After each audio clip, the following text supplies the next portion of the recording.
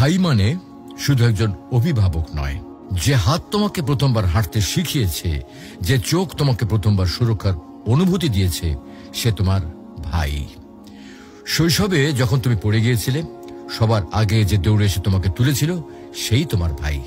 স্কুলে কেউ তোমাকে কষ্ট দিলে যে বুক ফুলে সামনে দাঁড়াতো, সে তোমার ভাই। বাইরের পৃথিবী হয়তো ভয়ঙ্কর, কিন্তু ভাই থাকলে মনে হয় কিছুই হবে না। ভাই তো আছেই।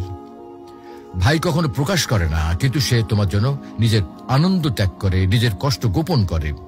তুমি খুশি থাকলে সে খুশি, তুমি দুঃখী হলে সে ভিতরে ভিতরে ভেঙে যায়। সময় যতই পেরিয়ে যাক, বয়স যতই বাড়ুক, ভাই সবসময় তোমার অভিভাবকই থেকে যায়। বিয়ের পরেও দূরে থাকলে ফোনে শুধু একবার বলবে, ভাই আমার একটু সমস্যা হয়েছে, আর সে দেরি না করে তোমার পাশে হাজির হবে। প্রিয় ভাই বোন, এই সম্পর্ক রক্তের বাঁধনে গড়া। এখানে স্বার্থ নেই, হিসাব নেই, আছে শুধু ভালোবাসা আর দায়িত্ববোধ। যতদিন ভাই বেঁচে আছে, ততদিন তোমার জীবনে একজন নীরব অভিভাবক রয়েছে, যে সব সময় তোমার পেছনে পাহাড় হয়ে দাঁড়িয়ে রয়েছে। তাকে কদর করো, তার জন্য দোয়া করো, কারণ ভাইয়ের ভালোবাসা এটা আল্লাহ দেওয়া এক অমূল্য নিয়ামত।